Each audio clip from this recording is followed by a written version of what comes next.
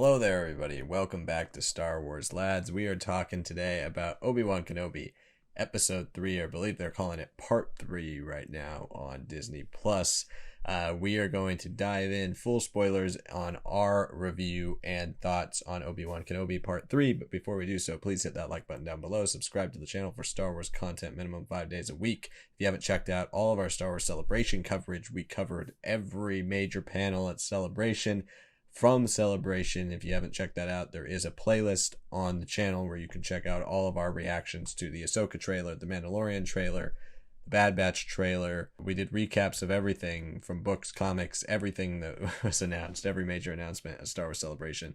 So you want to check out all of that stuff on our channel. If you haven't checked out a review for Obi-Wan Kenobi episodes 1 and 2, those are up on the channel as well under the Obi-Wan Kenobi playlist, as well as our predictions and speculation videos, which will be coming out every Friday. If you see the release date for this one, of course, you know that it was a bit delayed. It was supposed to come out this morning, and it has now been delayed to this evening. We had some scheduling conflicts, some technical problems, but we will be getting it back on track. It will be coming out Wednesday mornings from here on out. So you're going to stick around if you've been with us since even the Bad Batch. We always drop our reviews early in the morning on the day of release. So we will be doing that with Obi-Wan Kenobi for episodes 4 through 6 as well. And then predictions and speculation are returning to their traditional spot, which was the Friday after the new episode comes out. So this Friday we will be talking predictions and speculations for the Obi-Wan Kenobi Part 4. So with all that housekeeping out of the way, now let's get into my thoughts. Also, as you can see, Sanak and I had some scheduling conflicts, so we are not in the same video, but don't worry, I will be passing it to him right after my initial thoughts, and we're going to go back and forth on some of the big plot points that happened in this episode. So for general review, I'm still loving this show. I don't really get why too many people... It seems like there's still a strong majority love for this show. There's a few who have some criticisms with certain elements, which I can understand. Some things I don't understand. Anything in certain categories that some of these people are talking about online. I find a lot of this stuff quite compelling and quite interesting. So just because it's not the story you envision doesn't mean it's not a great story. I'm loving what they're doing so far. Obi-Wan Kenobi is my favorite Star Wars character. I will keep reiterating that throughout all of these videos, so you know the perspective I'm coming from, and I grew up with you and Obi-Wan. I love what they're doing here. I think we talked about a lot before this show started about the damage Obi-Wan's gonna have to go through, the mental damage, where's his mental state in this show, because really our only frame of reference is Kenobi, the novel by John Jackson Miller, which takes place like right after Revenge of the Sith, so it is hard to compare what's Obi-Wan's feeling immediately in that moment versus what he's feeling here. And I even talked about last week as a criticism of kind of the show structure in general about we only got one episode to really sit with the trauma that Obi-Wan has taken from Revenge of the Sith and then maneuvered it into one kind of long, episode, but like immediately after he's now on an adventure saving Leia. When that ends with him finding out Anakin is alive, and I wanted to see how that played out, and I thought it played out brilliantly. I love the opening scene where he is trying to communicate with Qui-Gon. He's asking Qui-Gon for help again, not getting any response. He's not able to connect with Qui-Gon beyond the netherworld, and we also see at the same time Vader getting constructed. So many great stuff. Overall, I genuinely love this episode again. This is the most brutal I think we've ever seen Star Wars. We've talked a lot about Rogue One in the past and some of the more violent things, the more point blank things, I would say. Some of the killing in that is just remorseless and brutal, as is the nature of a lot of war films. But this is Vader in this. This is the Vader you read about a lot in the comic books, or you read a lot about in the books, and read in formats where you can go a bit more violent and not be censored as hard as you are in film. But this Vader, wow, I mean, he's cracking necks and all that. Anyway, general thoughts. I love this. I'm going to pass it over to Sanak for his general thoughts, and then we're going to come back and talk about the next topic. Thanks, Liam. So, for my overall impressions of the episode, I mean, wow, that was a lot to handle, a lot to take in. But overall, really pleased. It took me a few minutes to just kind of like let everything be absorbed and sink in, but now it's all hitting me, and I'm like, yeah, that actually happened. Um, I mean, yeah, this is a crazy episode, but it doesn't really start off that way. It's a very simple, kind of more of a character study, kind of the burgeoning relationship between Obi-Wan and Leia, how Obi-Wan is kind of processing, just the reveal that Anakin is still alive. Um, there's a lot of cool points to be made here. I guess to start off, I think it's really interesting that we're really obviously almost using this throw line of Qui-Gon sort of being this character, this presence that obviously Obi-Wan won't connect to till maybe the very end. Just based on how this episode went, maybe things are a lot more sped up than even I realized it, because I thought a lot of the events of this episode would happen maybe one episode later. Not complaining.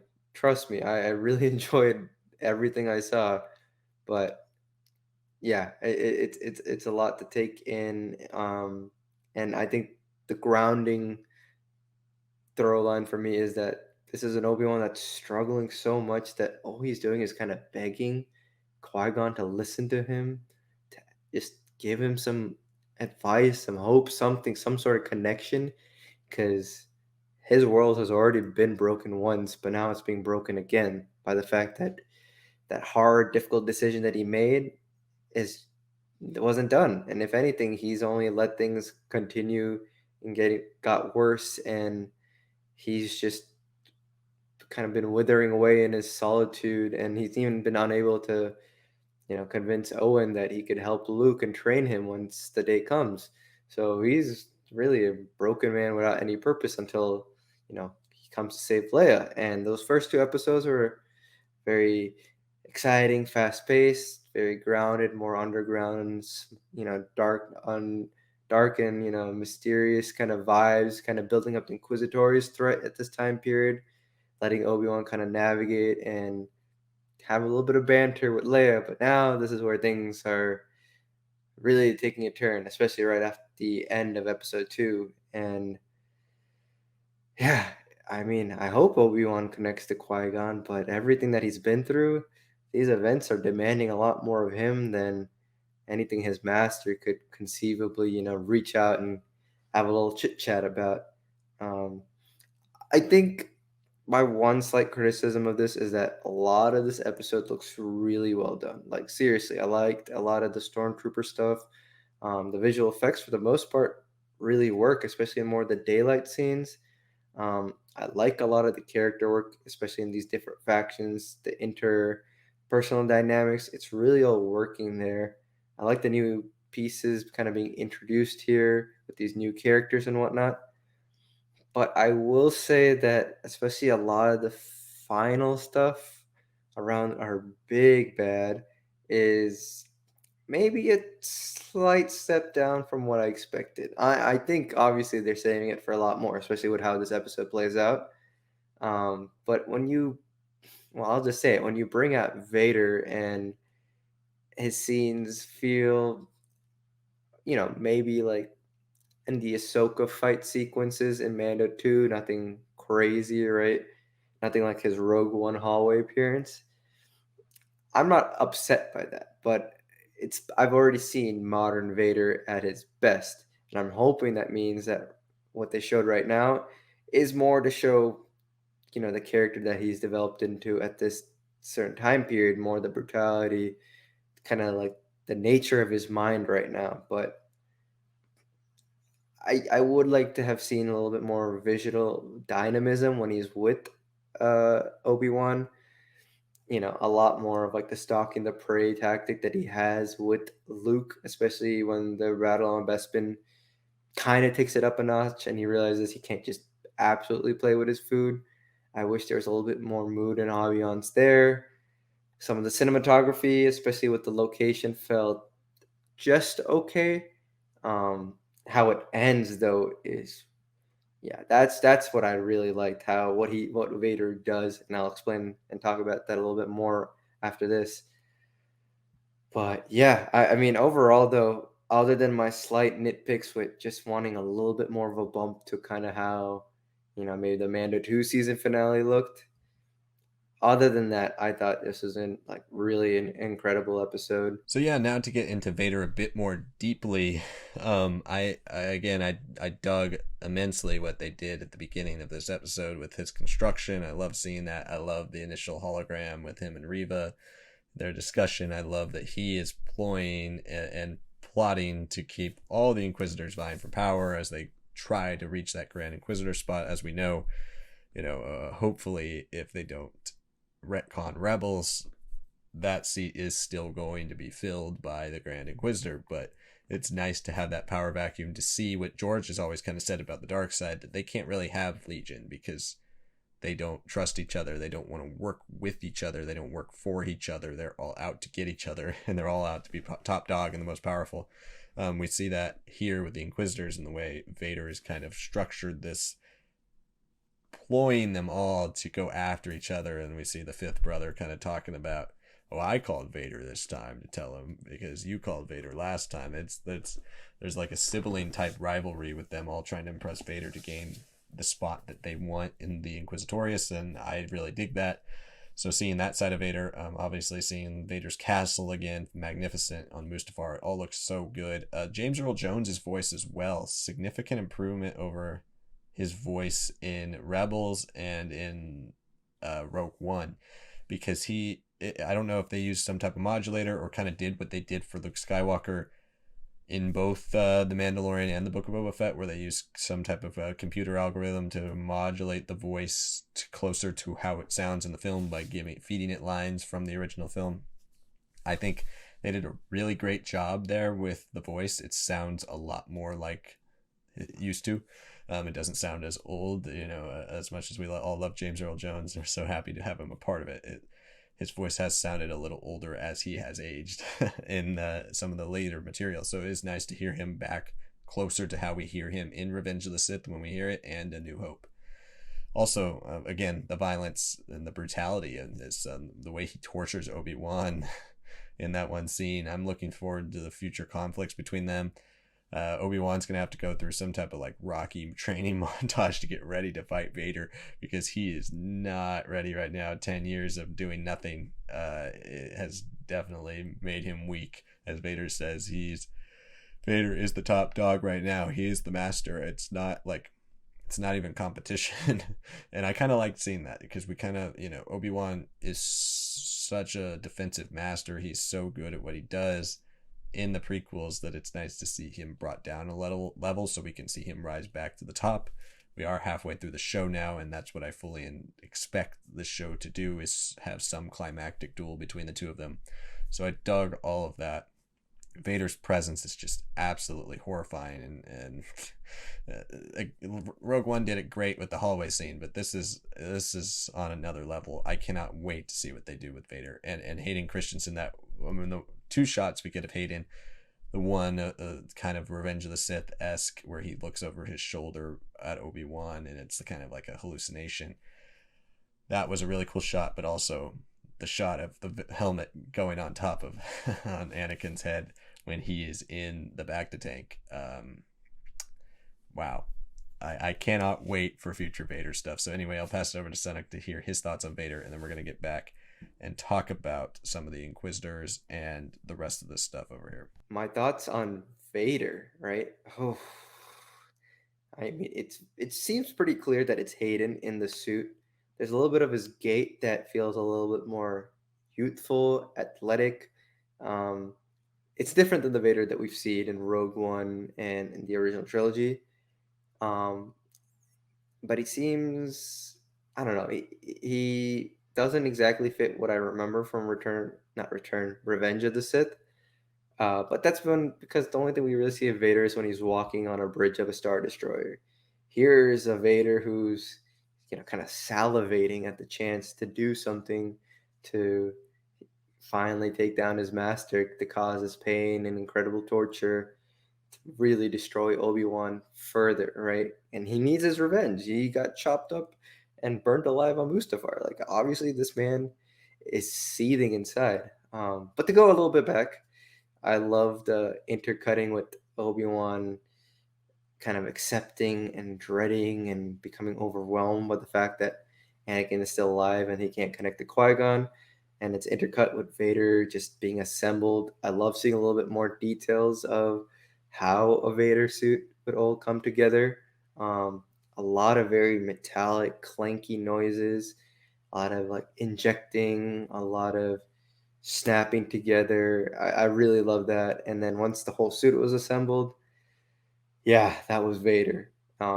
James Earl Jones, I mean, he was credited in the episode. He sounds a lot more youthful than he did in Rogue One. I'm assuming they kind of did what they did with Luke in The Mandalorian. Maybe synthesized his voice a little bit here. Maybe they just use it as like a voice filter on James Earl Jones so he can still voice, but sound more like he did in the 70s and 80s.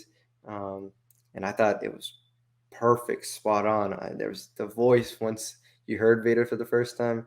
Doesn't matter where he was or how the visuals are like, it was Vader. And I was a little turned off by when he was contacting Riva, just setting the orange looked very prequel esque graphics and the marble granite of sorts or whatever. I don't know if it was a contrast or something, kind of bugged me just a little bit there, but everything else until the Vader duel was perfect. And then just let's talk about that. Vader, he's walks up into Mapoko's like mining town or whatever it is, and yeah, he's brutal. Like he's choking someone in the air, and then the kid comes out and he breaks that neck of the kid like instantly after throwing him to the wall. I was like, holy! And then he's dragging this person and grinding them against the floor, and then once he finally leaves them, he's probably just asphyxiated them so much that they're dead. Yeah, just crazy. And we've already seen some pretty brutal things, like, that stormtrooper who falls off the transport directly onto the laser beam that's kind of guarding the entrance waypoint. And I'm like, wow, that's already brutal. And we've already seen um, Nari be hanged in Tatooine, but damn, this show is not holding back. I'm really appreciating Deborah Chow showing Vader's brutality. He might not be like Charles Soule's level craziness, kick ass, and flying around, but he is still like a vengeful, angry beast. And I love that. And then the fight itself, it's not really a fight. It's really just played more of Ewan or Kenobi just being frightened and scared. He pulls out his lightsaber just, in the most un-Kenobi fashion. Just like he's scared. He whips it up because he's so fearful of this monster approaching him. And yeah, I mean, he uses the Force, but it's not even about that. It's just the fact that Vader's walking him down, saying these words, saying that he's going to torture him, hurt him so much. Yeah, I wish there was a fight. There's really more deflections and all that, but it is what it is. But what was amazing though was seeing Vader pull whatever those like explosives or whatever the fuel pods were, and holding up Kenobi in the air while he's choking him, and then bending down to light that fire, and then dragging Obi-Wan onto it. Wow, I guess this kind of explains why Obi-Wan's not so fit in episode 4. But I'm assuming again there's going to be another final fight where Obi-Wan's, back to being something more, something greater. And Obi-Wan is still a very flexible fighter when he is against Darth Maul and Rebels. So yeah, other than some of those shots of Vader kind of hunting down Obi-Wan and just him in his kind of throne room on Mustafar, I thought everything else was perfect. And I'm hoping it's just because they're saving a lot of the budget for like the actual fight. But in terms of like, does Vader and the small screen work? Yes. Okay, so the final thing we want to touch on in this review is the Indira Varma character who appears in this dressed up as an Imperial initially, who comes and saves Leia and Obi-Wan from a bunch of stormtroopers. She is some form of rebel. We're starting to see a lot of early rebel sentiment happening throughout the galaxy in this show, as we expected. We also have the Bail Organa side with him and his stuff in the Senate, which, is all stuff we kind of expected to see in this show. So I'm interested to see where it goes from here.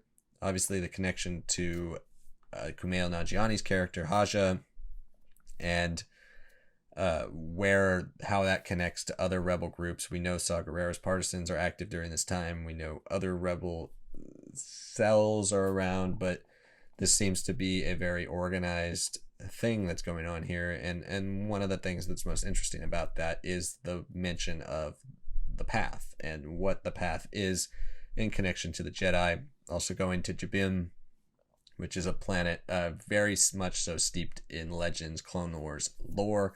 Very much looking forward to seeing how that planet is realized in this show, as well as how it's just used in the narrative. Is it just a name to throw out because it's important to Legends Obi-Wan? It doesn't necessarily mean it fits in this story. It fits in some of the Clone Wars stuff. So how is that fully going to tie in? I'm interested in that. But the path is definitely the most interesting. We all know that the Empire has been kidnapping children who are Force sensitive or killing them for a long time post Jedi. How is that going to tie back in? Because we do seem to have such a strong child angle with Leia. How is all of that going to be tied back into the idea of Luke and Leia and protecting them and keeping them safe from the Empire, and just in general their search for Force sensitives. Also, the big reveal that Quinlan Vos is not just someone who survived Order 66, which I already knew about, but he's still alive during this timeline, and he's still helping people on the path hide younglings and hide Force sensitives from the Empire. I love that. I'm so excited. That was a nice little name drop in this episode. It's cool to hear Ewan McGregor acknowledge Quinlan Vos, because we do know the history of James Arnold Taylor's Obi-Wan in the Clone Wars with Quinlan Vos, as well as Quinlan Vos's relationship with the dark side and everybody in the with Count Dooku and Ventress and all that. So very much so looking forward to seeing if that drops any actual nuggets towards some future Quinlan Vos thing. Love a series at some point. I doubt we'll get a live action one until he's proven to be, more of an A-lister. I'm looking forward to seeing how this rebel group and why they're so connected to the Jedi, why they're, Indira Varma's characters like, "You're the great Obi-Wan Kenobi, what would you possibly be doing wrong?" And he counters with, "Oh, it's just been now." I think there's some interesting ideas here with this group being surrounded by rebels. And maybe we get a Quinlan Vos appearance. I think that's a little too much to ask for. And I think that would also be a little distracting from the rest of the show. The most surprising thing here, Quinlan Vos is alive, and other Jedi have passed through this kind of staging ground. And the path, is this like a precursor to the rebellion? Is this kind of something to do with Cal Kestis and the Jedi survivor story of some sort? I don't know, but wow, the fact that Quinlan is alive makes me really happy. And he's alive in this time period. So 10 years after, we know he's still alive till this point. Um, I'm really curious how they're going to use his story now, because after Dark Disciple, which was an amazing book and should have been an 8-episode arc that we should have seen and hopefully do see someday on Disney Plus.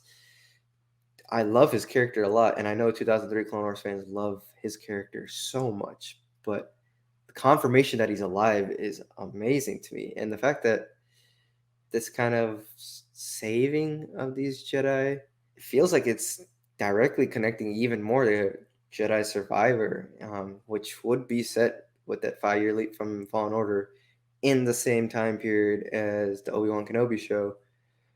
I don't know if we'll actually see Quinlan or Cal, but the fact that, maybe Obi-Wan could show up in the game after the events of this show, if he plays a little bit more of a role to help the rebellion out a little bit more discreetly than, this big major event that this Kenobi show is becoming, and ever more so every episode. But yeah, people complain that there's too much Jedi in these dark times.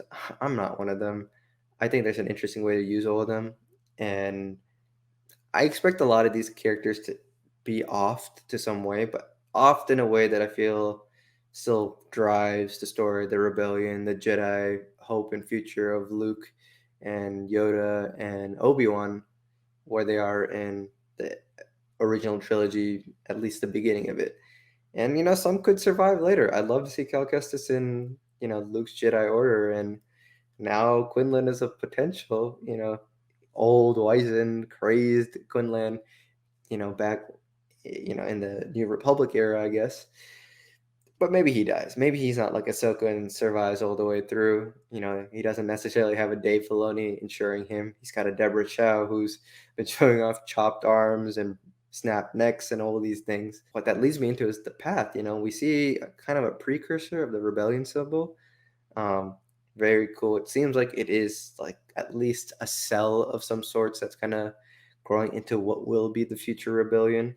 And I know Andor and everything will explain that a little bit more and more, but it's cool. It seems like everyone's kind of being slowly funneled into this. Maybe there's connections to Bale. Maybe Bale's aware of this. I'm not really sure if Bale and Breha know about this rebellion stuff quite yet. Like they're aware, but their involvement in the awareness of other cells, I don't know how that's coming into play just yet, and I'm not sure how much the show will get into, but it's really cool to see that we don't just necessarily have the partisans and all these things going on. We have kind of a goody, not a goody two shoes, but a good guy helping out everyone that's Jedi affiliated. Now, if that means something to do with how Cal is trying to help these Jedi younglings and all that, great. If it's just another cell that happens to have Jedi helping out, cool. But the potential that this raises, there's so much. And I think a bigger thing for me is that as enticing as it is, I don't think it'll be answered in this show. I think in the end, it's going to be answered in a game or a book or a show outside of this. All right, so that's going to conclude our review of Obi-Wan Kenobi Part 3, Episode 3, whatever you'd like to call it.